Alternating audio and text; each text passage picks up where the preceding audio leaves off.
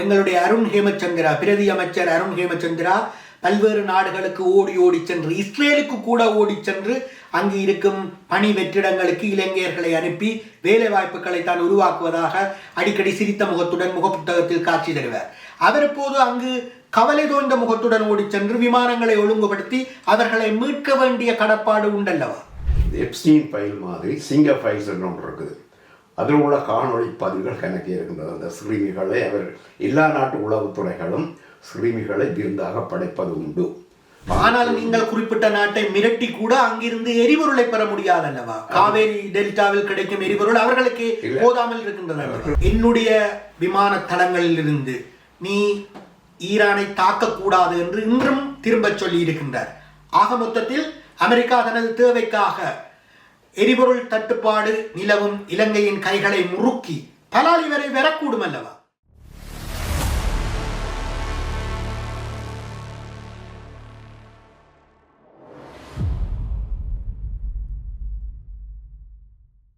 அலைகள் ஊடகம் நேர்களுக்கு வணக்கம்.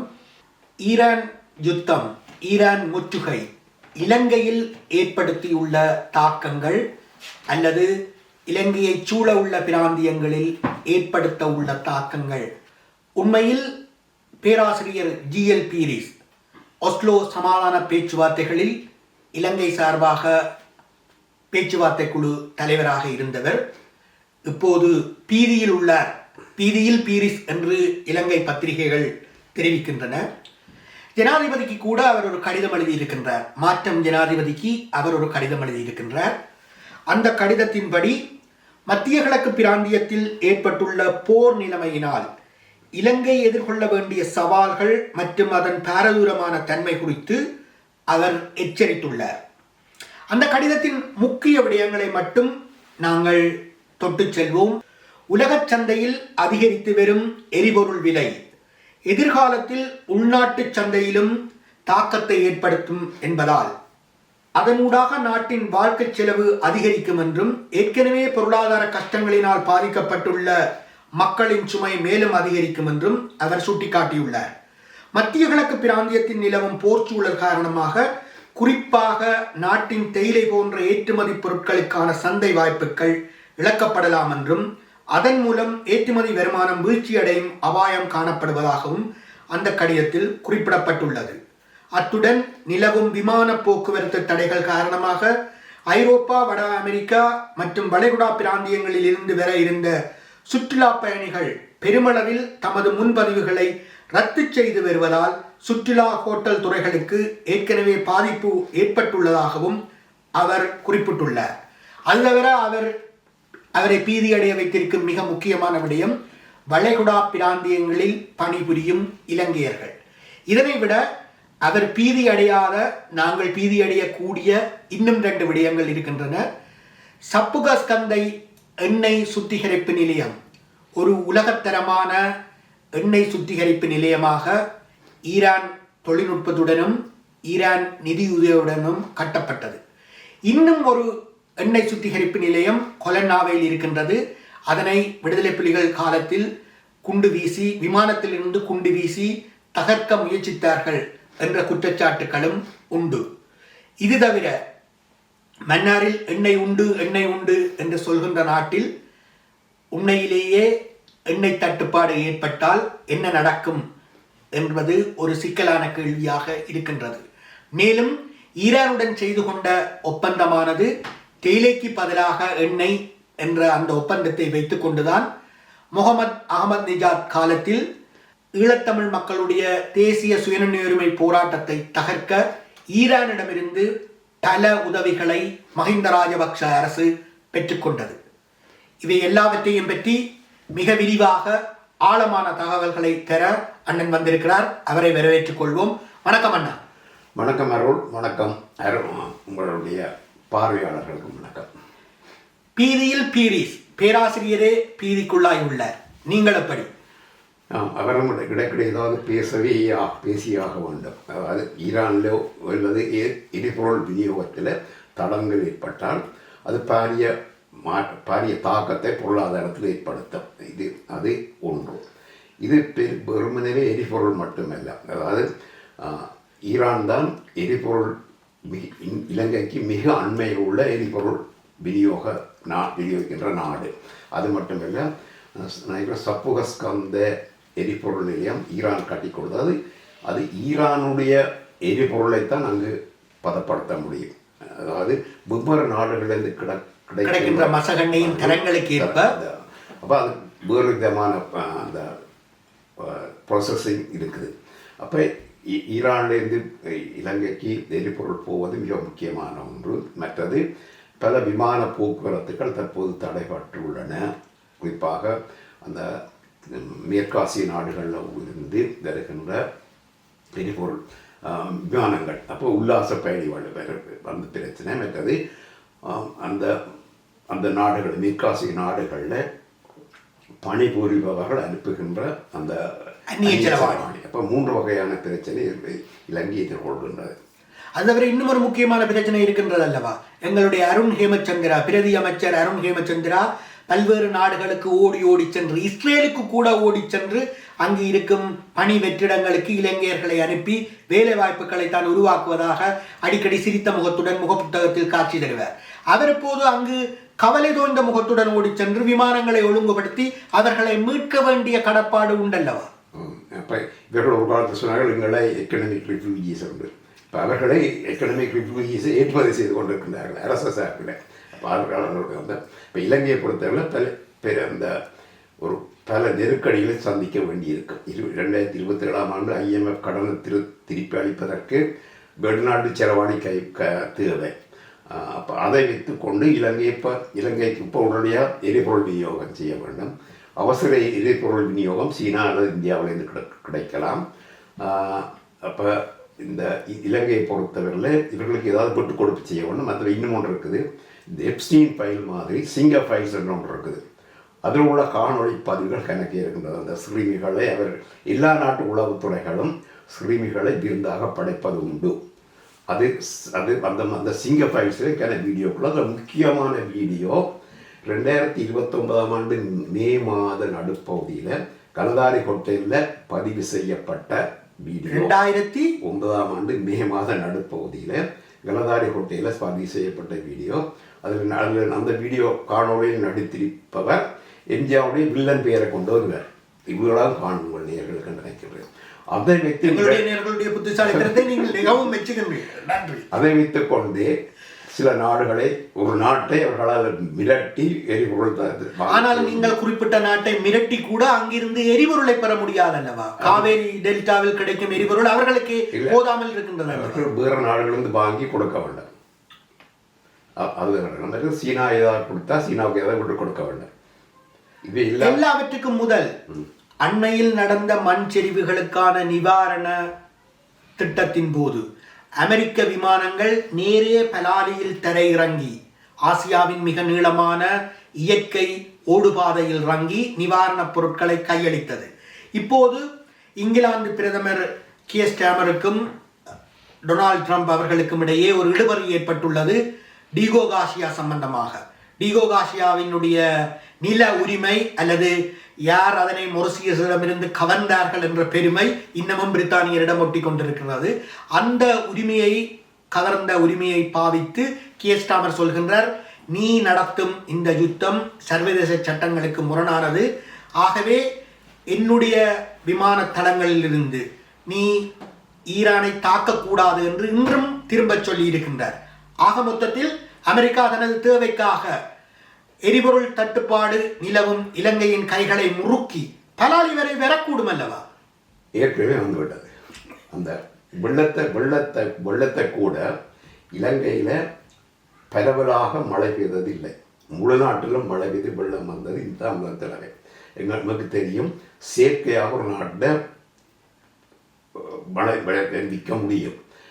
அப்போ இது இந்த இந்த வெள்ளத்தை சாட்டாவித்தான் கொண்டே இலங்கையுடன் இரகசிய ஒப்பந்தத்தை செய்து உங்களுக்கு நிவாரணம் தருகின்ற ரகசிய ஒப்பந்தம் என்று சொல்கின்றீர்களே, NPP JVP எப்போதும் வெளிப்படைத்தன்மையை ஆதரித்து மிகப்பெரிய போராட்டங்களை நடத்திய கட்சி இப்போது ரகசிய ஒப்பந்தம் செய்திருக்கின்றதா? இலங்கை வரலாற்றிலேயே அமெரிக்காவுடைய அடிபெரடிகளாக இருப்பவர்கள் அதிகப்படியான அடிபெரடிகளாக இருப்பவர்கள் தற்போது அடிமைகளில் ஒரு சூப்பர் அடிமையை கண்டுபிடித்திருக்கிறீர்கள். அவர்கள் தற்போது இருப்பார்கள். அவர்களை கொண்டு வந்ததே அவர்கள் தான். அவர்களுடைய போராட்டத்தை நெறிப்படுத்தியது, நிதியுதவி செய்தது எல்லாம் எங்களுடைய அந்த அம்மா தான். அந்த சிறிய மூக்க கொண்ட அம்மா தான் நடத்தினவர். இலங்கை படையினர் போய் அவர்களை தாக்கக்கூடாது உத்தரவு போட்டது கூட அவர்கள். அப்போ அறகலைய போராட்டத்தின் மூலம் இவர்களை ஆட்சிக்கு கொண்டு வந்தது கூட அமெரிக்கா. வெள்ளைத்தாளில் கையெழுத்து வாங்கக்கூடிய நல்ல பிள்ளைகள் என்பதனால் அவர்களை ஆட்சிக்கு கொண்டு வந்தார்கள் என்று சொல்கின்றீர்கள். இந்த பங்களாதேஷுடன் கூட ஒரு வெள்ள பேரழிவை அடிப்படையாகத்தான் சோபா ஒப்பந்தத்தை கைச்சாத்திட்டார்கள். அதே போல தான் இங்கும் செய்திருக்கின்றார்கள். அதற்கு முன்னரே, அதாவது இந்த வெள்ளத்துக்கு முன்னரே, இந்த போர் முடிந்த பின்னர் இலங்கை படையினர் மீதும் உளவுத்துறை மீதும் போர் குற்றச்சாட்டுகளை திரட்டி வைத்துக்கொண்டு அது ஜெனீவாவிலே கொண்டு வைத்துக்கொண்டு எங்களை வாங்குவோம், உங்களுக்கு என்ன நிவாரண தீர்வு பெற்று தருகின்றோம், நிலைமாற கால நீதி தருகின்றோம், பரிகார நீதி தருகின்றோம், வந்து ஜெனீவாவில் ஆர்ப்பாட்டம் செய்யுங்கள் சொல்லி இதெல்லாத்தையும் காட்டி இலங்கையை மிரட்டி இலங்கையினுடைய படைத்துறையும் உளவுத்துறையும் அமெரிக்காவுடைய நேரடி கட்டுப்பாட்டில் இருக்கின்றது என நான் நம்புகிறேன்.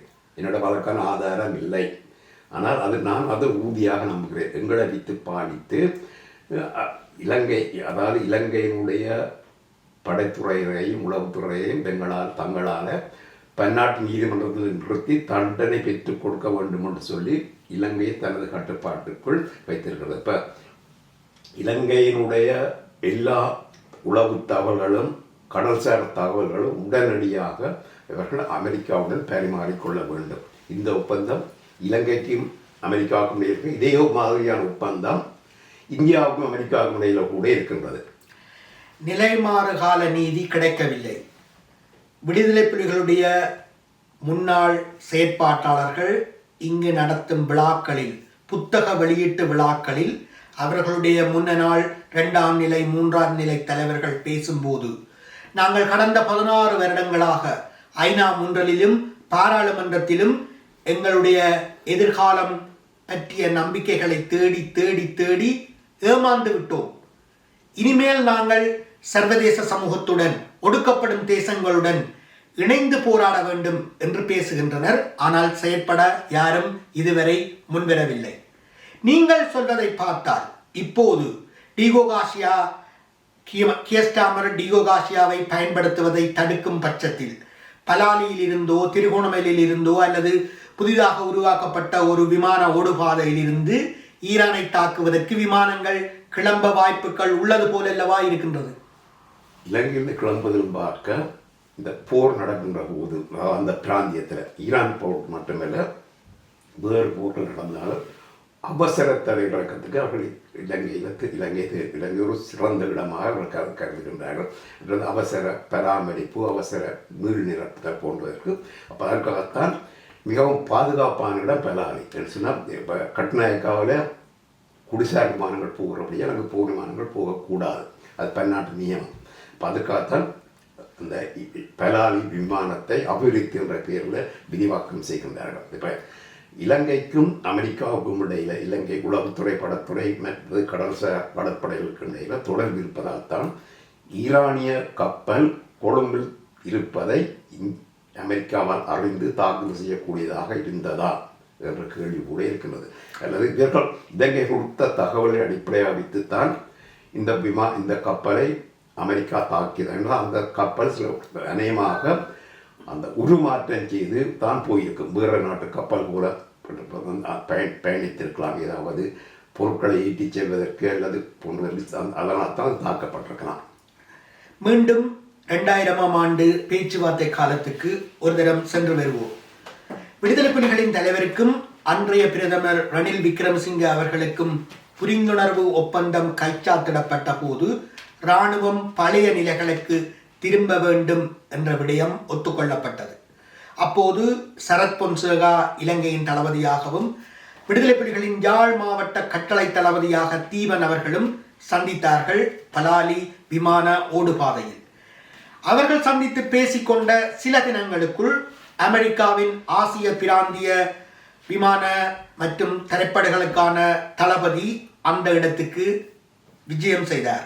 அப்போது மயிலிட்டி கரை அண்மையில் இருப்பதாலும் பலாலி விமான ஓடுபாதை இயற்கையானது என்பதாலும் இந்த இடம் எங்களுடைய தேவைகளுக்கு, அதாவது அவர்கள் சொல்லும் மெரைன் தேவைகளுக்கு மிகவும் உதவியாக இருக்கும் என்று குறிப்பிட்டதாக அப்போது அரசியல் அவதானிகள் கிசுகிசுத்தனர். இப்போதும் குறும்பசெட்டியின் பெரும்பகுதி இந்த விமான நிலைய விஸ்தரிப்புக்காகவோ என்னவோ மக்களுக்கு மீள திறந்து விடப்படவில்லை. பலாலியின் வளநிலங்களும் திறந்து விடப்படவில்லை.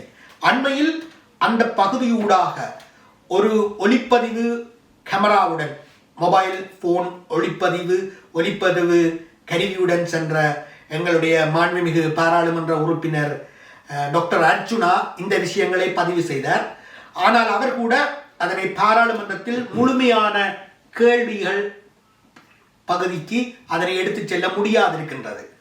ஆக மொத்தத்தில் எங்களுடைய பாராளுமன்ற உறுப்பினர்கள் அல்லது எங்களுடைய 30 ஆண்டு கால தேசிய விடுதலை போராட்டத்தில் ஈடுபட்ட வடகிழக்கு வாழ் தமிழ் பேசும் மக்கள் இப்படியான விடயங்களை எப்படி எதிர்கொள்வார்கள் என்று நினைக்கின்றீர்கள்? எங்களுடைய மக்களை பொறுத்தவரையில் அவர் கையறு நிலையில் தான் இருக்கின்றார்கள். நீண்ட காலமாக பல ஆண்டுகளாக பழக்கப்பட்ட நிலையிலும் வந்துட்டு அப்போது சிறிய போராட்டங்களை செய்தாலும் ஒரு விடுதலை நோக்கிய போராட்டத்தை அல்லது கேந்திரோபாய போராட்டத்தை செய்ய முடியாத நிலையில் இருப்பதால் அவர்கள் இப்போது உள்ள நிலைமையைத்தான் தொடர்ந்து இருக்க வேண்டும். சிங்கள மக்கள் மத்தியில் குறிப்பாகவே அந்நியர்கள் அந்த நாட்டை ஆக்கிரமிக்கப்பட்ட போது ஒவ்வொரு சிங்கள குடிமகனும் தன்னை ஒரு தேசிய வீரன் கெப்பிட்டி போலவாக அல்லது வீரபுரன் அப்புவாக சித்தரித்துக் கொள்வது, போராடுவது வழக்கமானது. ஆனால் அதுவிதம் போராடி வந்த ஒரு சக்தி தான் இப்போது ஆட்சியில் இருந்து நீங்கள் சொல்வது போல அடிமை வியாபாரம் செய்கின்றது. சிங்கள மக்கள் இதனை எதுவிதம் எதிர்கொள்வார்கள்? சிங்கள மக்களை பொறுத்தவரையில பானும் சீனியும் தேங்காய் பூவும் ஒழுங்காக இருக்க வேண்டும். அது ஒழுங்காக இருக்க வேண்டும். சாதாரண மக்களை பொறுத்தவரையில் நாட்டை ஒரு நல்ல நிலைக்கு கொண்டு போக வேண்டும் என்று அவர்கள் நினைத்திருந்தால் இப்படி ஒரு நிலைமை வந்திருக்காது. இலங்கை சுதந்திரம் அடைந்த போது இலங்கையினுடைய அந்நிய செலவாடின்ற 90 விழுக்காடு பெருந்தோட்ட செய்கையிலிருந்து வந்து கொண்டிருந்தது. இலவசமாக எல்லாருக்கும் கல்வி, மருத்துவம் எல்லாம் கொடுக்கக்கூடிய நிலைமையில இலங்கை இருந்தது. இந்த இனப்பிரச்சனையை கையில் எடுத்து அந்த பெருந்தோட்ட செய்கையில் உள்ள தொழிலாளர்களை அடக்கி அவர்களை வெளிநாடு தாய் நாட்டுக்கு அனுப்பி அப்படிப்பட்ட பிரச்சனைகளை செய்து, அதாவது அந்த இலங்கையை ஒரு ஒரு மண்ணின் மைந்தர்களை நாடற்றவர்களாகியதை சொல்கின்றனர். அதன் மூலம் தங்களுக்கு தாங்களே தீ வைத்துக் கொண்டார்கள். இந்த பிறகு இந்த மற்ற இலங்கை தமிழர்களுடன் ஒற்றுமையாக இருந்திருந்தால் இப்படி ஒரு மோசமான பொருளாதார நிலைமைக்கு நீங்கள் சொல்கிறீர்கள் ஒரு ஜனநாயக அரசை அமைத்து சுயநிலை உரிமையை அங்கீகரித்திருந்தால் நிலைமைகள் வேறு பாய்ச்சலுக்கு சந்தித்து இலங்கையுடைய பொருளாதார சூட்டிகளை பார்த்தீங்கன்னு சொன்னார். அதாவது பட்ஜெட் டெபிசிட், பாதுகாப்பு பற்றாக்குறை, வெளிநாட்டு செலவணி கையிருப்பு குறை, வெளிநாட்டு கடன் எல்லாம் மோசமானது 1983ஆம் ஆண்டுக்கு பிறகுதான். அதனால் தான் அந்த போர் கடன்பட்டு போர் செய்து பிறகு அந்த கடனை 2009 போர் முடிச்சாச்சு. அப்புறம் அந்த கடனை அடைப்பதற்கு கடன் அடைத்து கொண்டிருந்தார்கள். எந்த ஒரு அரசியல்வாதியோ அல்லது ஒரு பொருளாதார நிபுணரோ இந்த போரால்தான் இந்த அளவு பொருளாதார மோசமான நிலைமைக்கு வந்தது என்று சொல்லவில்லை. அது அங்கே உரத்தகைக்கு தடை செய்தால வந்தது, இயற்கை உடன்பாய்க்கும்னு சொன்னால் அப்படிப்பட்டதை தான் சொல்லிக் கொண்டிருக்கிறார்களுடைய உண்மையான காரணம் இந்த இனப்பிரச்சனை தான். இலங்கையுடைய பொருளாதார பிரச்சனை காரணம் இந்த அவர்களுடைய இனப்பிரச்சனை யாரும் உணராதவர்கள். இப்போ எங்கே பிழைன்றதை உண்மையாவதில் அவர்கள் திறந்த மாட்டார்கள். இனப்பிரச்சனையை தீர்ப்பதற்கான எந்த முயற்சியும் மாற்றம் அரசிடம் இல்லை. அதற்கு பதிலாக ஏக்கிய ராஜ்ய என்ற புதிய அரசியல் யாப்பை உருவாக்க தமிழ் மக்கள் மீது திணிக்க முற்படுகின்றார்கள் என்ற குற்றச்சாட்டுகள் தான் வந்து கொண்டிருக்கின்றது. நீங்கள் குறிப்பிடுவது போல இந்த நிலைமை நீடித்து இந்த பொருளாதார நிலைமை இன்னும் மோசமாகும் பட்சத்தில் ஏற்கனவே ஏற்றுமதியை விட இறக்குமதி 20 மடங்கு அதிகம் என்று சொல்கின்றார்கள். அதனால் தான் இந்த அந்நிய செலவாணி தட்டுப்பாடு வருகின்றது என்று சொல்கின்றார்கள். அந்நிய செலவாணிக்கு ஒரு மிகப்பெரிய மூலமாக இருப்பது இந்த வெளிநாடுகளில் வாழும் மனிதர்கள் அனுப்பும் பணப்பட்டுவாராக்கள். அதற்கும் ஒரு முற்றுப்புள்ளி அல்லது சுருக்கம் வரும்போது இந்த அரசு மீண்டும் வங்குரோத்து நிலைமைக்குத்தானே செல்லும். அதே மாதிரி 2027 ஆண்டுக்கு பிறகு, அதாவது இது இப்போது அவர்கள் பட்ட கடனை முன்னிலை செலுத்தவில்லை, வட்டியை செலுத்தவில்லை, அந்த மாதாந்த கொடுப்பனவு கூட செய்யாமல் இருப்பதால் தான் தற்போது ஓரளவுக்கு கையிருப்பில் செலவாணி இருக்கின்றது 3 அல்லது 4 பில்லியன். 27 ஆண்டுக்கு பிறகு அது மோசமான நிலைமைக்கு போகும். இன்னும் என்ன சொன்னால் ஏற்கனவே வெள்ள அனர்த்தம், தற்போது இந்த போர் மூலமாக வருகின்ற பின்னடைவு, இவற்றை எல்லாவற்றை பார்க்கும்போது 2027 ஆண்டு மோசமான நிலைமை ஏற்படும். அப்போது மேலும் அமெரிக்காவுடைய பிடி இலங்கையில் இருக்கும். நீங்கள் சொல்கிறீர்கள் இந்த நெருக்கடிகளுக்கு அமெரிக்கா நிவாரணம் கொடுத்தோ அல்லது பணப்பட்டுவாடா மூலம் மாற்றம் அரசை காப்பாற்றி கொண்டு தனது பிடியை இறுக்கிக் கொள்ளும் என்று சொல்கின்றீர்களா? அப்போ இந்த இலங்கையில் அமெரிக்கா படைத்தளம் அமைப்பதற்கான வாய்ப்புகள் குறைவு. தேவையான நேரத்தில் பாவிக்கக்கூடிய வகையிலும் மற்றது உளவாடல், ஒற்றாடல், தகவல் திரட்டுதல், கண்காணிப்பு போன்றவற்றை செய்யலாம் என்று இலங்கையில். அப்போ அதை செய்வதற்கு இந்தியாவுடைய ஒத்துழைப்பு தேவை. இப்போ இந்தியாவுடன் அமெரிக்கா ஒத்துழைக்க விரும்புகின்றது, இந்தியாவை மிரட்டி அதற்கு பணிய வைத்து கொண்டு இருக்கின்றது. அப்போ இந்தியாவுக்கு ஒரு பிடி இலங்கையில் உள்ள தமிழர்கள். அப்போ அதை பலவீனப்படுத்துவதற்காக, அதாவது இந்தியாவுக்கு இலங்கையில் உள்ள பிடி தமிழர்கள் மத்தியில் ஒற்றுமையே இல்லாமல் குழப்பி விடணும். இலங்கையுடைய தமிழர்களுடைய வரலாற்றில் என்றும் இல்லாத அளவு அதிக அளவு கட்சிகள் இருப்பதுக்கான காரணம் இதான். வெளிநாட்டு சக்திகள் அவர்களை பிரித்து வைத்து கொண்டே இருக்கிறது. இப்போ தமிழர்கள் ஒரு குரலில் இல்லாத போது இந்தியாவுக்கு என்ற ஒரு பிடி இலங்கையில் இல்லாமல் செய்யப்பட்டுள்ளது. அப்போ அதைத்தான் எங்கள் மக்கள் உணர வேண்டும். இப்போ எங்கள் மக்கள் அவர்கள்தான் தங்களுடைய தலைவர்களை ஒன்று திரட்டவும் அல்லது இல்லா தலைவர்களையும் வீட்டுக்கு அனுப்பிவிட்டு புதிய தலைமையை தேட வேண்டும். நெருக்கடி நேரத்தில் எமது மக்கள் என்ன செய்ய வேண்டும்? அந்நிய ஆதிக்கத்தை எதிர்த்து அவர்கள் எவ்விதம் செயற்பட வேண்டும் என்பது போன்ற அரிய தகவல்களை எங்களுக்காகவும் நேர்களுக்காகவும் தொகுத்து தந்தீர்கள். மீண்டும் ஒரு காணொளியில் இது போன்ற விடயங்களை அலசி ஆராய்வதற்கு வாய்ப்பு வரும் வரை வணக்கம் கூறி நன்றி கூறி விடைபெற்றுக் கொள்கின்றோம். வணக்கம். வாய்ப்புக்கு நன்றி. வணக்கம்.